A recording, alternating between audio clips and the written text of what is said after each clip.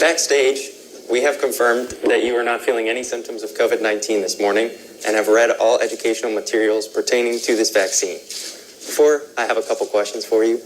Have you ever had a serious reaction to any previous vaccines? No. And are you taking any blood thinners or have any blood disorders? No. Are you pregnant or breastfeeding? No. Are any of you immunocompromised or on immunosuppressants? No. All right. Good to go. Good.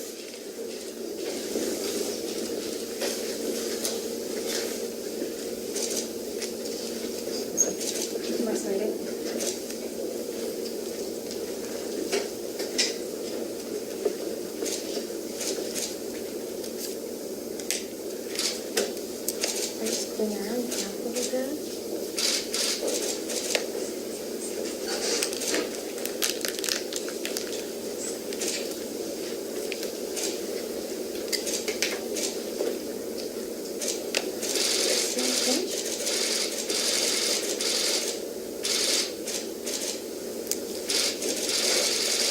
Surgeon General just got it.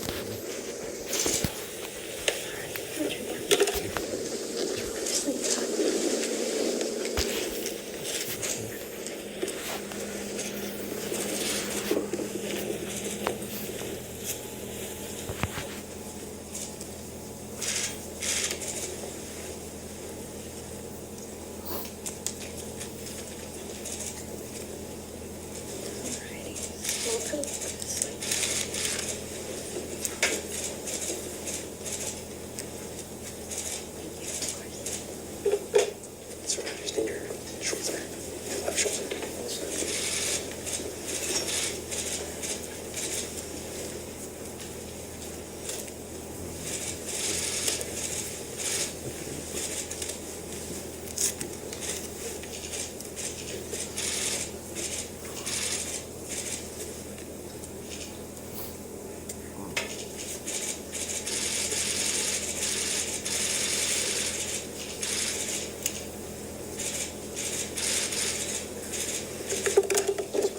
Great job. Great job. So before you guys leave today, you'll be getting a shot record proving that you received the vaccine from us today. And this vaccine is a 2-dose series, so that means you'll need to come back in 21 days for the second one. Again, with any vaccine, you could have a pretty sore arm at the injection site, maybe some redness. But if anything else happens, make sure to contact a medical provider or go see medical care, okay? Great. Thank you. Thank you.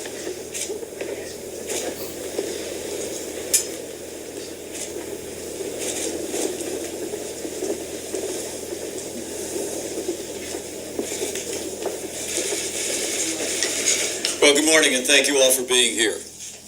I want to thank my wonderful wife, our Second Lady, Karen Pence, the Surgeon General, and Dr. Tony Fauci, and members of the White House Coronavirus Task Force who are joining us here today. I especially want to thank the fine medical team at Walter Reed Hospital that administered our vaccine today. I didn't feel a thing. Well done, and we appreciate your service to the country. You know, as the Christmas holiday approaches, this is always a season of hope. We gather here today at the end of a historic week to affirm to the American people that hope is on the way. And Karen and I were more than happy to step forward before this week was out to take the safe and effective coronavirus vaccine that we have secured and produced for the American people. It's a truly inspiring day. As the people of this country witnessed this past week under Operation Warp Speed, the first coronavirus vaccine is literally being administered in states across the country to millions of Americans. And make no mistake about it, it's a medical miracle. The average vaccine, I'm told by our experts, usually takes between 8 and 12 years to develop and then manufacture and distribute. But we're on track here in the United States to administer millions of doses to the American people in less than 1 year. It is a miracle indeed. And I also believe that history will record that this week was the beginning of the end of the coronavirus pandemic. But with cases rising across the country, with hospitalizations rising across the country, we have a ways to go. And I want to assure the American people that we're going to continue to make sure that our healthcare providers have all the support and resources they need to meet this moment. But vigilance and the vaccine is our way through. And building confidence in the vaccine is what brings us here this morning. Ever since I was asked by President Trump to lead the White House Coronavirus Task Force, I have been inspired by the diligence and energy of our researchers in this country. Early on, the president brought some of the leading pharmaceutical companies in the world together in the cabinet room and said that we needed medicines, we needed therapeutics, and we needed vaccines, and we needed them in record time. I watched the historic pace with which the dedicated men and women at the FDA worked. But today, Karen and I wanted to step forward and take this vaccine to assure the American people that while we cut red tape, we cut no corners. And thanks to Operation Warp Speed, thanks to incredible research companies, thanks to the great work at the National Institute of Health and the great and careful work of the FDA and the leadership of our president in Operation Warp Speed, the American people can be confident. We have one, and perhaps within hours, two, safe and effective coronavirus vaccines for you and for your family. And now we're in the process of distributing millions of doses of a safe and effective vaccine all across the country. Working closely with our nation's governors, we've already seen the vaccine delivered to healthcare workers and seniors across the nation. This week, 2.9 million doses of the Pfizer vaccine have been allocated, and next week, 2 million more doses will be distributed across America. And as you all know, yesterday, the FDA advisory panel recommended approval of the Moderna vaccine, and when it is approved, we expect later today we'll be in a position to ship 5.9 million doses of vaccines all across the country next week. In fact, under Operation Warp Speed, we are poised to have vaccine for 20 million Americans before the end of December.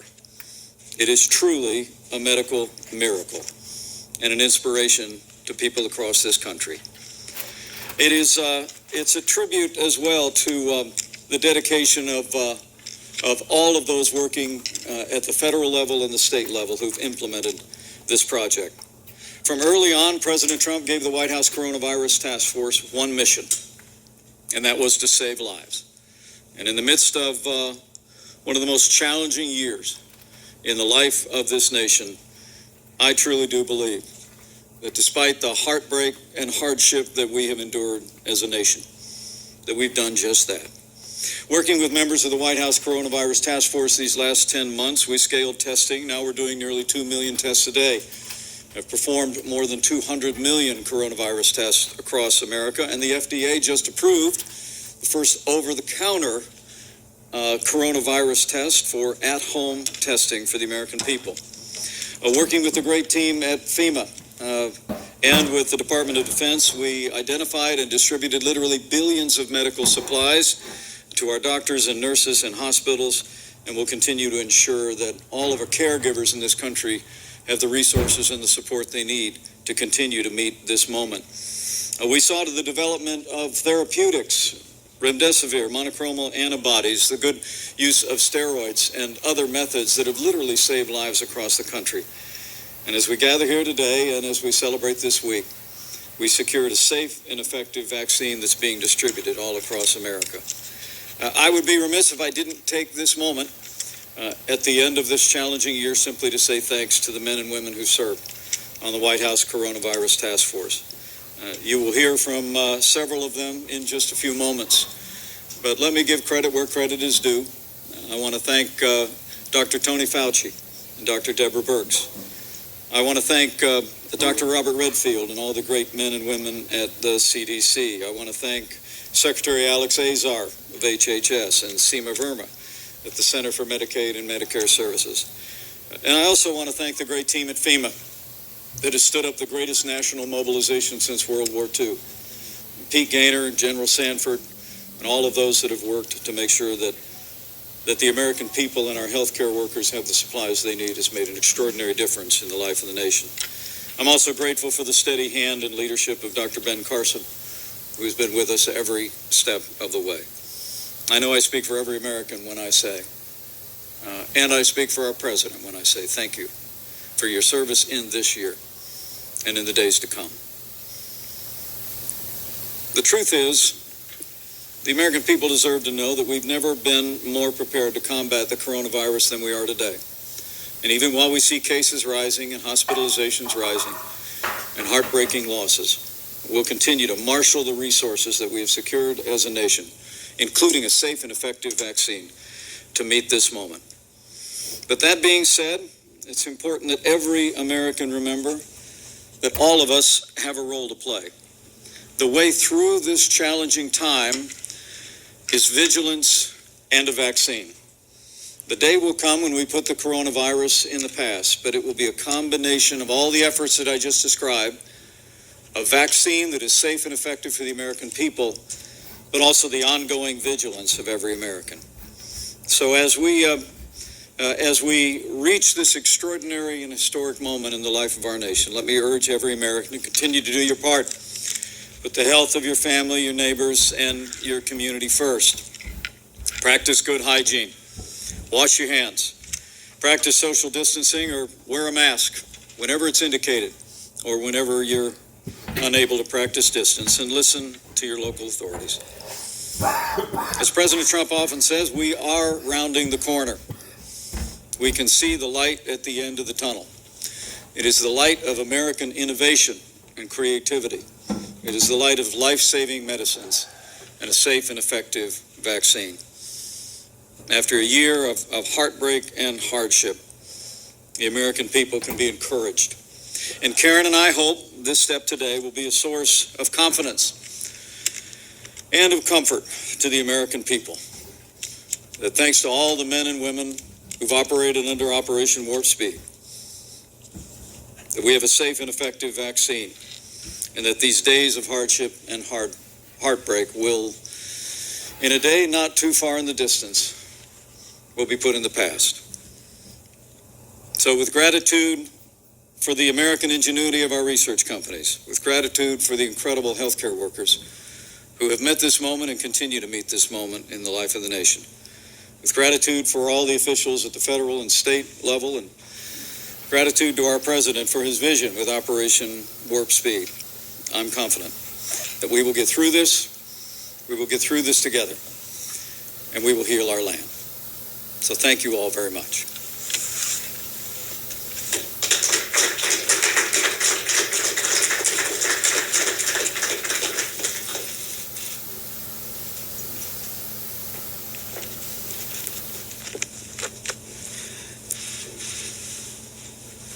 Well, good morning, everyone. Thank you, Vice President Pence, for your leadership of the Coronavirus Task Force. And to the task force members here today, Administrator Verma, Administrator Gaynor, General Sanford, Dr. Redfield, my buddy, Ben Carson, and one of my mentors, Dr. Fauci.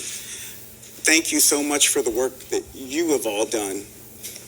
It's been a marathon. And the last couple of miles of a marathon, as the Vice President says, are always the hardest. But by golly, the finish line is in sight. So we just got to keep on running. American people, we need you to keep on running. We're going to get there. We have our research community, as well as the tens of thousands of study participants across the country, to thank for showing us that there is a light at the end of this tunnel. And I have to acknowledge the many people of color represented among the researchers who developed the vaccine. Shout out to Dr. Corbett at NIH, an African-American female who helped develop these vaccines. Thanks to the scientists and doctors who reviewed it, particularly those of color. And the study participants who bravely volunteered to demonstrate its safety and efficacy. And Dr. Fauci and I have been working for months to make sure the trials are representative of the population so that everyone can feel safe getting this vaccine. Professionally and personally, to everyone who has made this day possible, thank you with all of my heart. As a practicing anesthesiologist at Walter Reed Hospital, a frequently deployed member of the U.S. Public Health Service Commission Corps who's helped stand up multiple COVID-19 testing sites, and an individual with asthma and high blood pressure, I am acutely aware of my own increased risk for COVID-19 exposure and the comorbidities that increase my risk of complications. And as the U.S. Surgeon General and a Black man, I am equally aware of the symbolic significance of my vaccination today.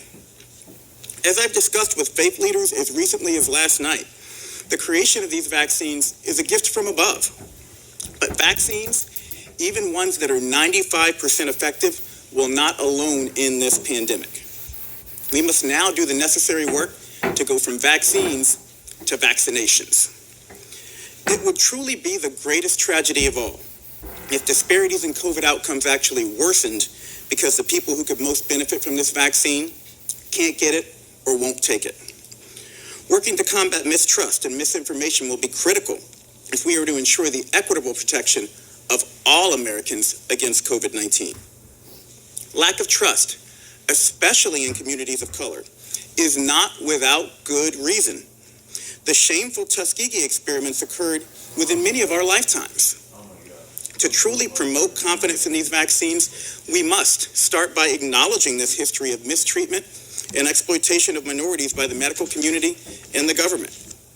But then we need to explain and demonstrate all that has been done to correct and address these wrongs. The many protections and safeguards in place, like the Office of Human Research Protections, independent institutional review boards, data and safety monitoring boards, the FDA VRB-PAC, and the CDC Advisory Committee on Immunization Practices. These are all there to make sure tragedies like the Tuskegee syphilis experiments or the exploitation of Henrietta Lacks never, ever happen again. And finally, we've got to engage trusted voices, medical organizations like the National Medical Association and the National Hispanic Medical Association, faith leaders and minority gatekeepers like the historically Black colleges and universities, the Divine Nine, tribal leaders, and the National Conference of Hispanic State Legislators, all of whom I've spoken with frequently and as recently as this week. Because when these gatekeepers are informed and confident, their communities will be informed and confident. I want to close by saying I know the importance of representation. Many of you have heard me tell this story. I never believed I could be a doctor, much less the Surgeon General of the United States, because I'd never met another Black doctor, even though I had straight A's. The first doctor I met of color was Dr. Ben Carson when I was in college. It took me that long to believe that I could be it, because it took me that long to see it. And that's why I could not be more pleased or feel more called to receive this vaccine that so many people of color had a hand in developing and testing, and it has the potential to correct at least some of the health disparities this pandemic has unveiled.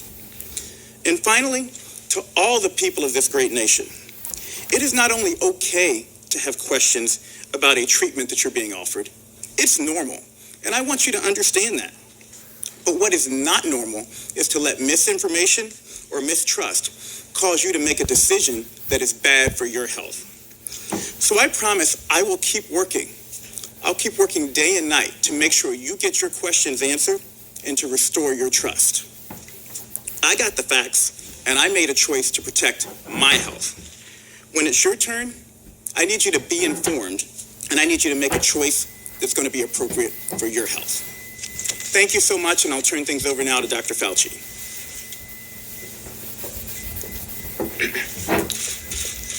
Thank you very much, Jerome. Mr. Vice President, Second Lady, Madam Pence, Jerome, thank you. I really feel extraordinarily privileged and honored to be with you here today to make a few comments about a most extraordinary undertaking that you see here today, culminating in something that is an actionable intervention that will get us out of the extraordinary experience that we've had over the last year. As I was sitting here listening to the remarks of Vice President Pence and Jerome, I was looking over at Bob Redfield and recalling that it was about a year plus a few weeks that Bob called me up one evening at home and told me, I think we have a problem. I'm getting information from my sources in China that there is something very unusual going on there, and I'm very concerned about it. Literally, a week and a half later, the effort that led to where we are today to see the Vice President of the United States and the Surgeon General get vaccinated with a safe and effective vaccine, literally a few days after that, the work began to develop the vaccine. And what we saw was the marriage between years of fundamental, basic, and clinical research that led to the extraordinary technology that have allowed us, and when I say us, I mean the medical community, so many people from so many different agencies in academia, in government, and in industry, to do something that is truly unprecedented. So we started literally days after that phone call that I had with Bob, and over a period of months, as opposed to years, we saw the development in record time of a vaccine that is shown to be safe and effective. We want virtually everyone eligible to get this vaccine ultimately. Two questions get asked when people have hesitancy or reluctance to get vaccinated. Did you go too quickly is the first. The answer to that is the speed was a reflection of extraordinary scientific advances and did not compromise safety, nor did it compromise scientific integrity. The next question is, okay, but what about the fact, is it really safe and is it really effective? Or is this something the government is trying to put over on us? Is this something the companies want to take advantage of? Well, let's take a look at what's happened over the past few months.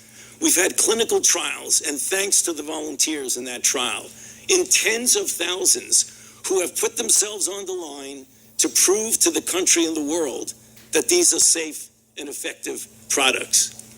The decision as to whether or not it's safe and effective was not in the hands of the company, nor was it in the hands of the administration.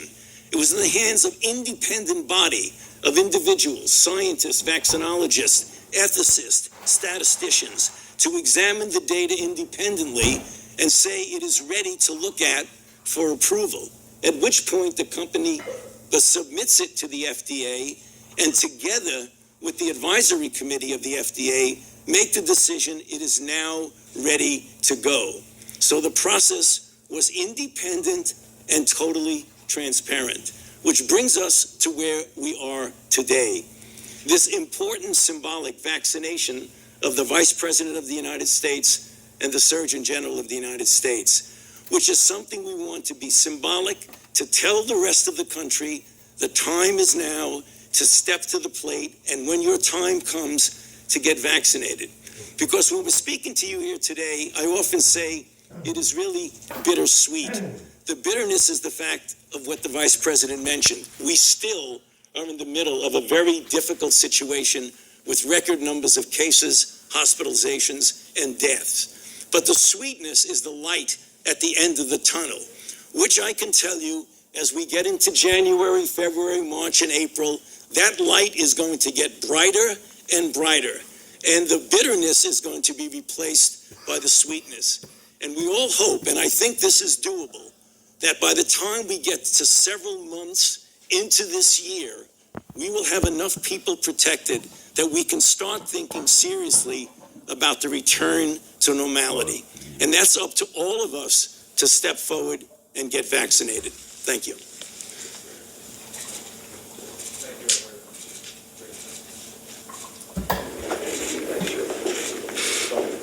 Where is the president? Why isn't he here? President, why is it important for the president to be here? Who will get the vaccine next, Vice President Pence?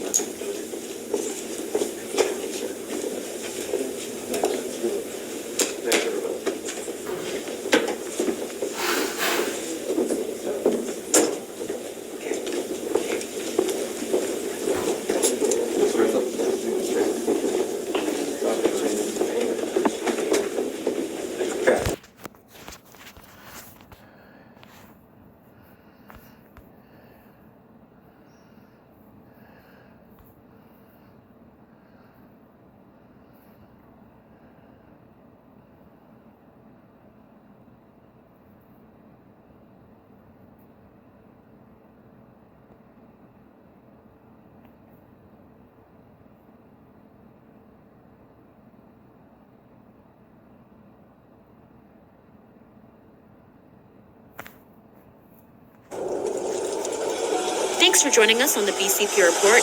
Don't forget to like,